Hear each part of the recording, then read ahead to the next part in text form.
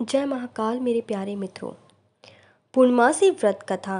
द्वापर युग में एक समय की बात है कि यशोदा जी ने कृष्ण से कहा, हे कृष्ण, तुम सारे संसार के उत्पन्न करता, पोषक तथा उसके सहारण करता हो। आज कोई ऐसा व्रत मुझसे कहो जिसके करने से मृत्युलोक में स्त्रियों को विधवा होने का भय ना रहे तथा ये व्रत सभी मनुष्यों की मनोकामना पूर्ण करने वाला हो। कृष्ण कहने लगे, हे माता, तुमने अति सुंदर प्रश्न किया है। मैं तुमसे ऐसे ही व्रत को सविस्तार कहता हूँ। भाग्य की प्राप्ति के लिए स्त्रियों को 32 पूर्णिमासियों का व्रत करना चाहिए। इस व्रत के करने से स्त्रियों को सौभाग्य संपत्ति मिलती है। यह व्रत अचल सौभाग्य देने वाला एवं भगवान शिव के प्रति मनुष्य मात्र की भक्ति को बढ़ाने वाला है।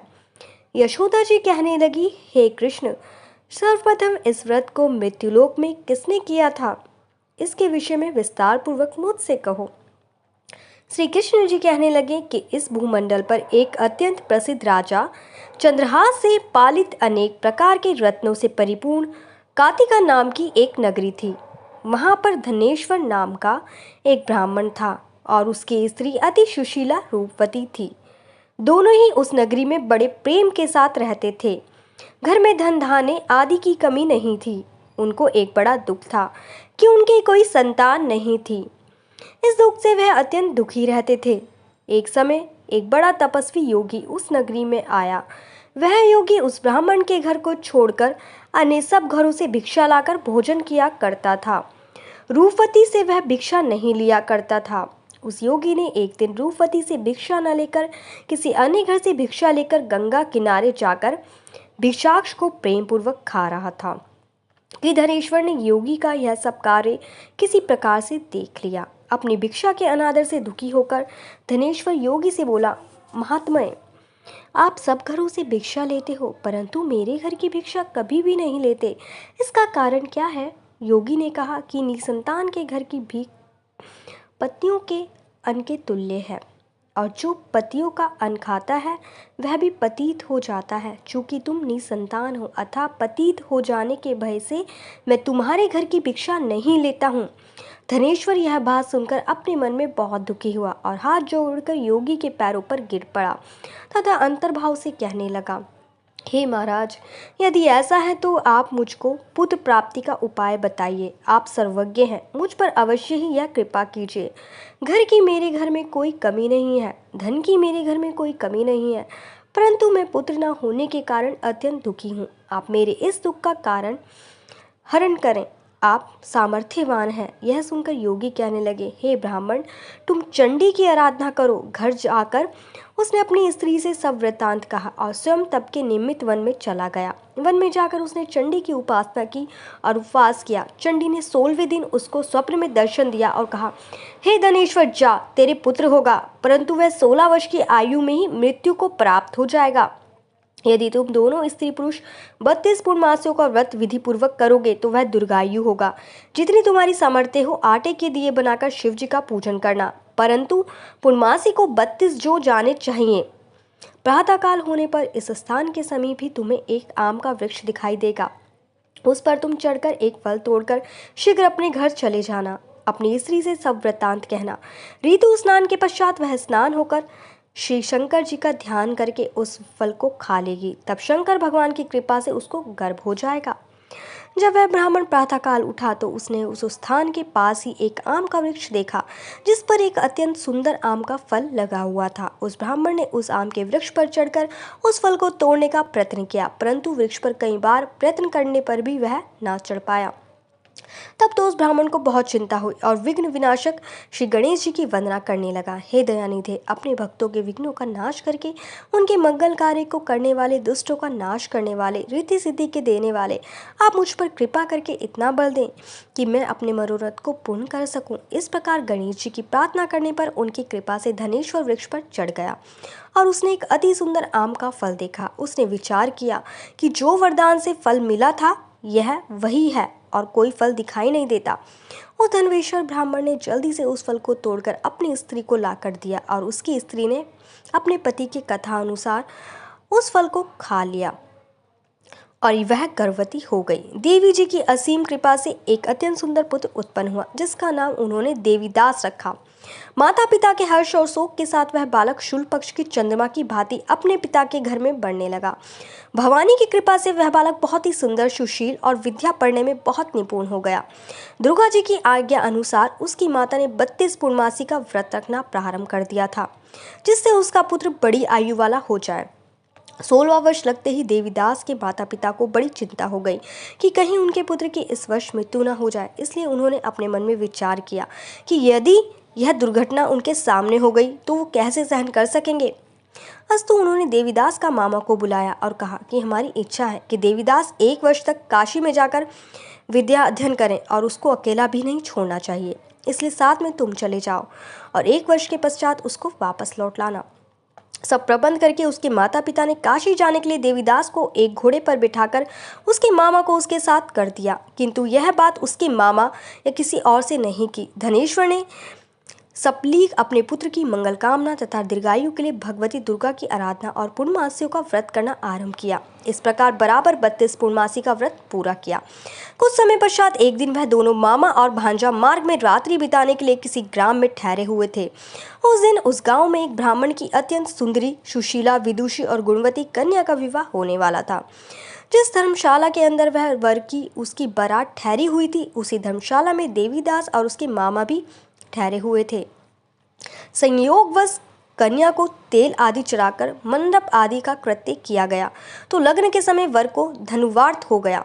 अस्तु वर के पिता ने अपने कुटुंबियों में परामर्श करके निश्चय किया कि यह देवीदास मेरे पुत्र जैसा ही सुंदर है, मैं इसके साथ ही लग्न करा दूं और बाद में विवाह के अन्य कार्य मेरे लड़के के साथ हो जाएंगे। ऐसा सोचकर देवीदास की मामा से जाकर बोला कि तुम थोड़ी देर के लिए अपने भांजे को हमें दे दो, जिससे विवाह के लग्न का सब कृत्य सुचारू रूप से हो सके। तब उसका मामा कहने लगा कि जो कुछ भी मधुपर्क आदि कन्यादान के समय वर को मिले वह सब हमें दे दिया जाए, तो मेरा भांजा इस बारात का दूल्हा बन जाएगा। यह बात वर के पिता ने स्वीकार कर लेने पर उसने अपना भांजा वर बनने भेज दिया और उसके साथ सब विवाह कार्य रात्रि में विधिपूर्वक संपन्न हो गया। पत्नी के साथ वह भोजन ना कर सका और अपने मन में सोचने लगा कि ना जाने यह स्त्री होगी। वह एकांत में इसी सोच में गर्म निश्वास छोड़ने लगा तथा उसकी आंखों में आंसू भी आ गए। तब वधू ने पूछा, क्या बात है, आप इतने उदासीन व दुखी क्यों हो रहे हो? तब उसने सब बातें जो वर के पिता व उसके मामा में हुई उसको बतला दी। तब कन्या कहने लगी, यह भ्रम विवाह के विपरीत हो कैसे सकता है? देव, ब्राह्मण और अग्नि के सामने मैंने आपको ही अपना पति बनाया है, इसलिए आप ही मेरे पति हैं। मैं आपकी ही पत्नी रहूंगी, किसी अन्य की कदापि नहीं। तब देवीदास ने कहा, ऐसा मत करिए, क्योंकि मेरी आयु बहुत थोड़ी है। मेरे पश्चात आपकी क्या गति होगी, इन बातों को अच्छी तरह विचार लो। परंतु वह दृढ़ विचार वाली थी, बोली कि जो आपकी गति होगी वही मेरी गति होगी। हे स्वामी, आप उठिए और भोजन करिए, आप निश्चय ही भूखे होंगे। इसके बाद देवीदास और उसकी पत्नी दोनों ने भोजन किया तथा शेष रात्रि वे सोते रहे। प्रातःकाल देवीदास ने अपनी पत्नी को 3 नगों से जड़ी हुई एक अंगूठी दी, एक रुमाल दिया और बोला, हे प्रिय, इसे लो और संकेत समझकर स्थिरचित्त हो जाओ। मेरा मरण और जीवन जानने के लिए एक पुष्ट वाटिका बना लो, उसमें सुगंधी वाली एक नव मल्लिका लगा लो, उसको प्रतिदिन जल से सींचा करो और आनंद के साथ खेलो कूदो तथा उत्सव मनाओ। जिस समय और जिस दिन मेरा प्रणांत होगा ये फूल सूख जाएंगे और जब ये फिर हरे हो जाएं तो जान लेना कि मैं जीवित हूँ। यह बात निश्चय करके समझ लेना, इसमें कोई संशय नहीं है। यह समझाकर वह चला गया।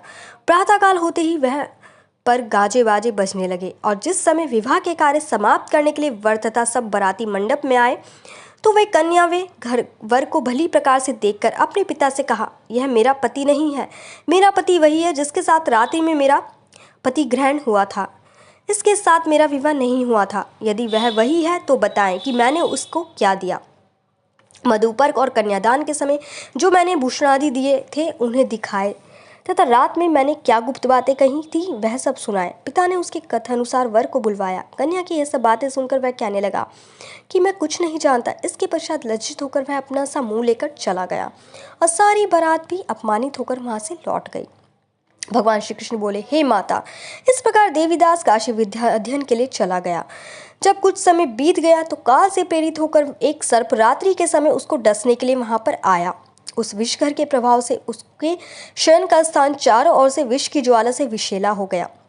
परंतु व्रतराज से प्रभाव से उसको काटने ना पाया, क्योंकि पहले ही उसकी माता ने 32 पूर्णिमा का व्रत कर रखा था। उसके बाद मध्याह्न के समय स्वयं काल वहां पर आया और उसके शरीर से उसके प्राणों को निकालने का प्रयत्न करने लगा, जिससे वह मूर्छित होकर पृथ्वी पर गिर पड़ा।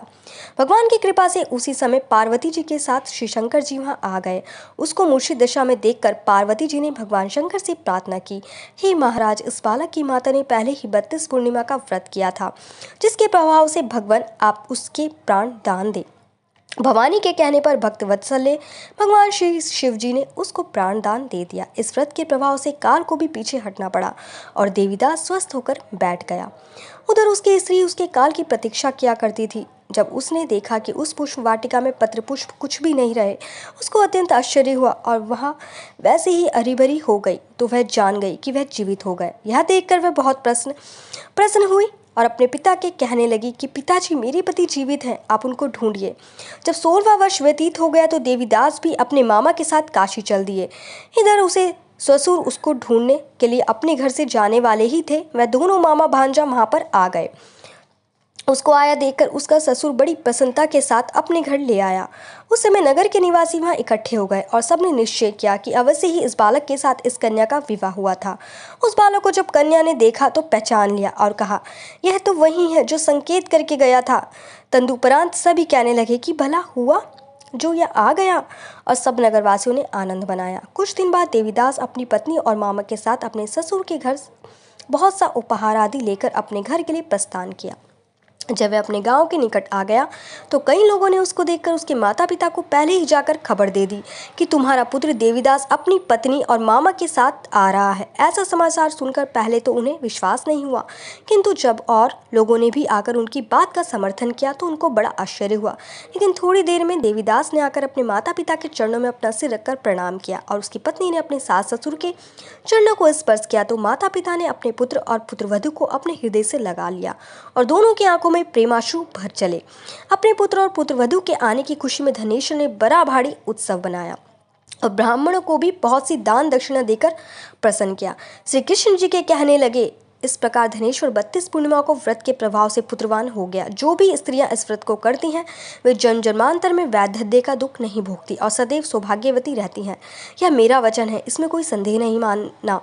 यह व्रत पुत्र पोत को देने वाला तथा संपूर्ण मनोकामनाओं को पूर्ण करने वाला है। 32 पूर्णिमाओं के व्रत करने से व्रती की सभी इच्छाएं भगवान शिव जी की कृपा से पूरी हो जाती है।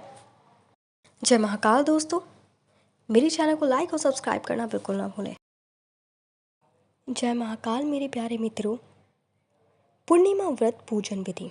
हमारे धर्म शास्त्रों में बताया गया है कि पूर्णिमा तिथि को किसी पवित्र नदी में स्नान करना शुभ होता है।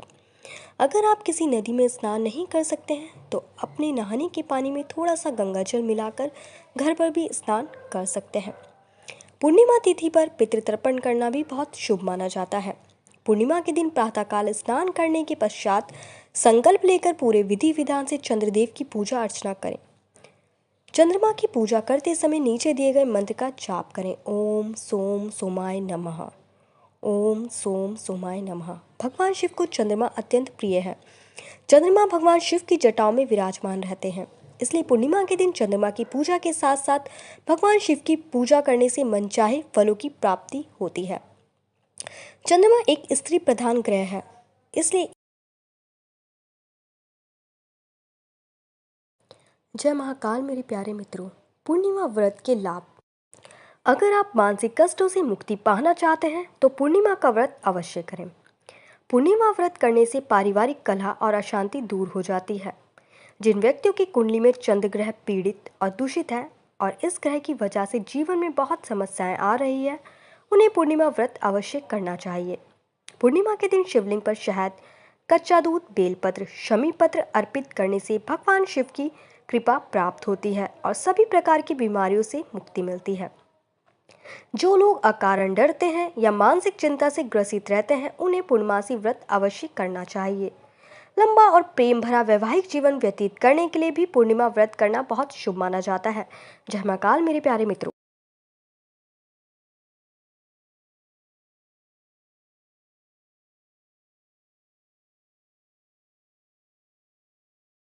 जय महाकाल मेरे प्यारे मित्रों। पूर्णिमा व्रत पूजन विधि। हमारे धर्म शास्त्रों में बताया गया है कि पूर्णिमा तिथि को किसी पवित्र नदी में स्नान करना शुभ होता है। अगर आप किसी नदी में स्नान नहीं कर सकते हैं तो अपने नहाने के पानी में थोड़ा सा गंगा जल मिलाकर घर पर भी स्नान कर सकते हैं। पूर्णिमा तिथि पर पितृतर्पण करना भी बहुत शुभ माना जाता है। पूर्णिमा के दिन प्रातःकाल स्नान करने के पश्चात संकल्प लेकर पूरे विधि विधान से चंद्रदेव की पूजा अर्चना करें। चंद्रमा की पूजा करते समय नीचे दिए गए मंत्र का जाप करें। ओम सोम सोमाय नमः। ओम सोम सोमाय नमः। भगवान शिव को चंद्रमा अत्यंत प्रिय है। चंद्रमा भगवान शिव की जटाओं में विराजमान रहते हैं, इसलिए पूर्णिमा के दिन चंद्रमा की पूजा के साथ साथ भगवान शिव की पूजा करने से मनचाहे फलों की प्राप्ति होती है। चंद्रमा एक स्त्री प्रधान ग्रह है, इसलिए इसमें माँ पार्वती का प्रतीक भी माना जाता है। अगर आप पूर्णिमा तिथि के दिन भगवान शिव के साथ साथ माँ पार्वती और संपूर्ण शिव परिवार की पूजा करते हैं तो आपको सभी मनोकामनाएं पूर्ण हो जाएंगी। पूर्णिमा व्रत से जुड़ी विशेष बातें। पूर्णिमा व्रत में यज्ञ और अन्य मांगलिक कार्य जैसे विवाह, देव प्रतिष्ठा आदि करना बहुत शुभ होता है। भगवान शिव की पूजा और अन्य धार्मिक कार्यों को करने के लिए पूर्णिमा तिथि को शुभ माना जाता है। पौराणिक कथाओं के अनुसार पूर्णिमा तिथि के दिन राहु ग्रह का जन्म हुआ था। माघ, कार्तिक, ज्येष्ठ और आषाढ़ मास में आने वाली पूर्णिमा को बहुत महत्वपूर्ण माना जाता है। इस दिन दान करने से भी सभी मनोकामनाओं की पूर्ति होती है। अगर आप समस्त पूर्णिमा का व्रत नहीं कर सकते हैं तो कार्तिक शुक्ल पूर्णिमा का व्रत अवश्य करें। जो भी स्त्री पूर्णमासी का व्रत करती है वह हमेशा सौभाग्यशाली रहती है। जय महाकाल मेरे प्यारे मित्रों। जय महाकाल मेरे प्यारे मित्रों। पूर्णिमा के दिन माँ लक्ष्मी की पूजा। हमारे शास्त्रों में बताया गया है कि माँ लक्ष्मी को पूर्णिमा तिथि विशेष प्रिय होती है। इस दिन माँ लक्ष्मी की पूजा करने से मनुष्य के जीवन में किसी भी प्रकार की कमी नहीं रहती है। शास्त्रों के अनुसार पूर्णिमा के दिन सुबह प्रातःकाल उठकर स्नान करने से पश्चात पीपल के पेड़ में मीठा जल अर्पित करें। अब घी का दीपक और अगरबत्ती जलाकर माँ लक्ष्मी की पूजा करें। ऐसा करने से माँ लक्ष्मी की कृपा बनी रहती है। प्रत्येक पूर्णिमा के दिन सुबह स्नान करने के पश्चात जल में थोड़ी सी हल्दी मिलाकर उससे अपने घर के मुख्य द्वार पर ओम बनाएं। ऐसा करने से माँ लक्ष्मी प्रसन्न होती है। हर पूर्णिमा के दिन चंद्रमा उदय होने के पश्चात मिश्री डालकर साबूदाने की खीर बनाएं और माँ लक्ष्मी को भोग लगाएं। अब इसे प्रसाद के रूप में बांट दें। ऐसा करने से आपके घर में धन के आगमन का मार्ग खुल जाएगा।